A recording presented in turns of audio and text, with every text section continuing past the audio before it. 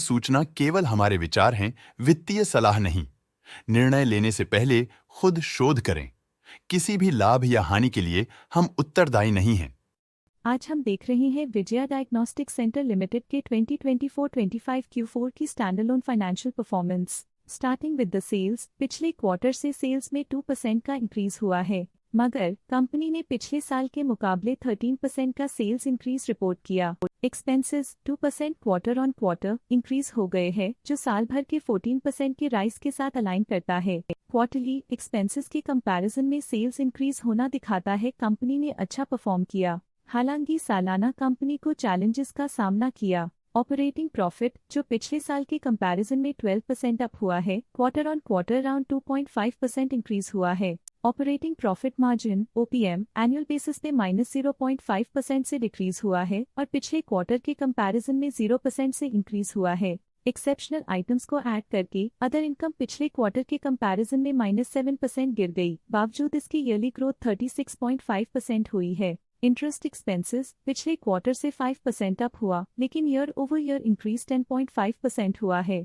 Depreciation cost ने 1.5% का climb देखने को मिला और ईयरली बेसिस पे 15% का इंक्रीज देखा गया। प्रॉफिट बिफोर टैक्स एनुअली 13% बढ़ा, लेकिन प्रीसीडिंग क्वार्टर से 2% बढ़ा है। इस साल कंपनी ने 23.5% टैक्स पे किया और क्वार्टरली कंपनी ने 26.5% टैक्स पे किया है। नेट प्रॉफिट ने ईयर ऑन ईयर 8.5% का इंक्रीज दिखाया, लेकिन लास्ट क्वार्टर से -1% का कंट्रैक्शन हुआ है। इस क्वार्टर के दौरान कंपनी का परफॉर्मेंस इतना अच्छा नहीं रहा।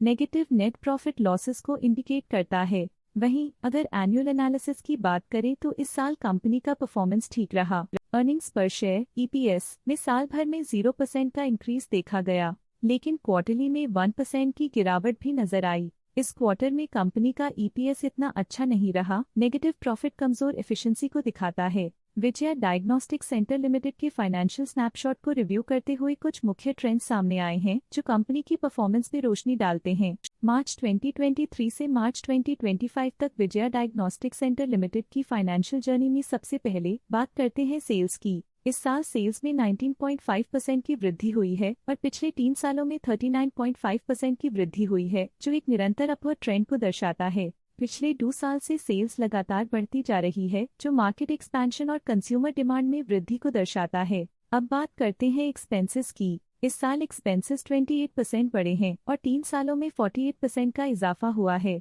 इस साल हालांकि एक्सपेंसेस सेल्स से थोड़ा ज्यादा बढ़े हैं, मगर ग्रोथ रेट्स का करीब होना स्टेडी ऑपरेशनल कॉस्ट को दर्शाता है।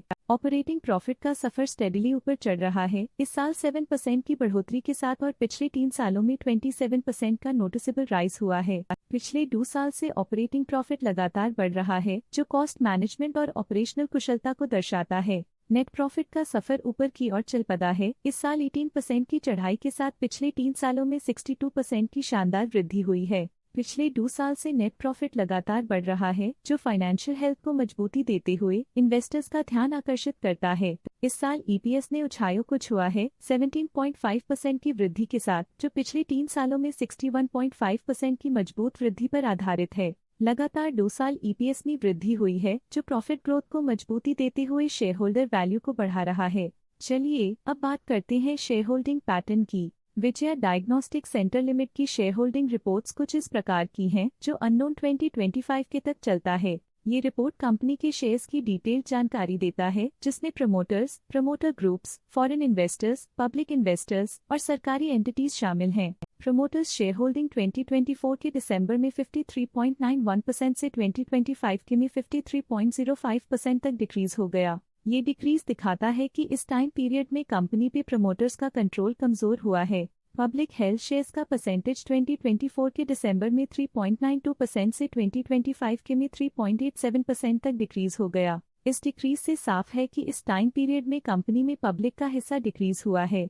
जब कंपनी के शेयर्स का अधिकतम हिस्सा प्रमोटर्स, FII, DII या गवर्नमेंट के पास होता है, तब ये माना जाता है कि कंपनी मजबूत हाथों में है, जो स्थिरता और मजबूत समर्थन को दर्शाता है और इस मार्केट की स्थिरता बनी रहती है। डोमेस्टिक इंस्टीट्यूशनल इन्वेस्टर के शेयर होल्डिंग में थोड़ा डिक्रीज आया 2024 के दिसंबर से 2025 के में, जो दिखाता है कि डोमेस्टिक इंस्टीट्यूशंस ने अपने स्टेक को -0.91 से डिक्रीज किया है। FII, फॉरेन इंस्टीट्यूशनल इन्वेस्टर्स ने अपना शेयर होल्डिंग दिसंबर 2024 में 17.54% से 2025 में 19.36% तक इंक्रीज किया। ये बताता है कि फॉरेन इंस्टीट्यूशंस ने कंपनी में अपना इंटरेस्ट 1.82% तक इंक्रीज किया है। ये था कंपनी का करंट शेयर होल्डिंग पैटर्न। आइए नजर डालते हैं कुछ प्रमुख DIR ट्रांजैक्शंस पर जो मार्केट के डायनामिक्स को रीशेप कर रही हैं। 8 अप्रैल 2025 को ग्रेविटॉन रिसर्च कैपिटल LLP ने 11.7 लाख शेयर्स खरीदे 983.51 रुपीस पर यूनिट के हिसाब से, जिसका टोटल था 115.1 करोड़। 8 अप्रैल 2025 को ग्रेविटॉन रिसर्च कैपिटल LLP ने 11.7 लाख शेयर्स बेचे 983.69 रुपीस पर यूनिट के हिसाब से, जिसका टोटल था 115.1 करोड़। 4 मार्च 2025 को ग्रेविटॉन रिसर्च कैपिटल LLP ने 11.8 लाख शेयर्स अपने पोर्टफोलियो में शामिल किए 1029.06 रुपीस पर यूनिट के हिसाब से, जिसका टोटल था 121.5 करोड़।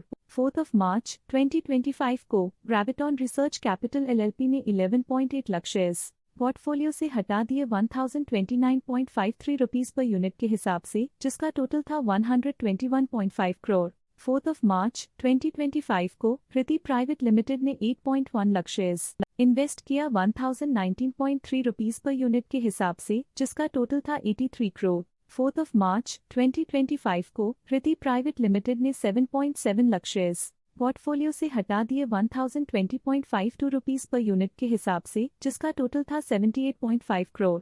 4 मार्च 2025 को NK securities research private limited ने 5.2 लाख शेयर्स अपने पोर्टफोलियो में शामिल किए 1023.88 रुपीस पर यूनिट के हिसाब से, जिसका टोटल था 53.6 करोड़। इन सभी ट्रांजैक्शन से हमें समझ में आता है कि किस तरह के इन्वेस्टमेंट्स ने इस क्वार्टर में प्रभाव डाला है। अब नजर डालते हैं विजया डायग्नोस्टिक सेंटर के स्टॉक रिकमेंडेशन पे। डॉट स्टॉक का करंट प्राइस 1150.95 रुपीस चल रहा है। ICICI सिक्योरिटीज ने स्टॉक की होल्ड रिकमेंडेशन दी थी। उन्होंने स्टॉक का टारगेट प्राइस 815 का अनुमान लगाया था। रिकमेंडेशन के समय स्टॉक का प्राइस 813.35 चल रहा था, जो करंट प्राइस से -28.8% डाउन है। आज के लिए फाइनेंशियल सेक्टर में इतना ही। देखने के लिए धन्यवाद। स्टॉक लेटेस्ट न्यूज अपडेट के लिए चैनल को सब्सक्राइब करें और वीडियो को लाइक एंड शेयर करें।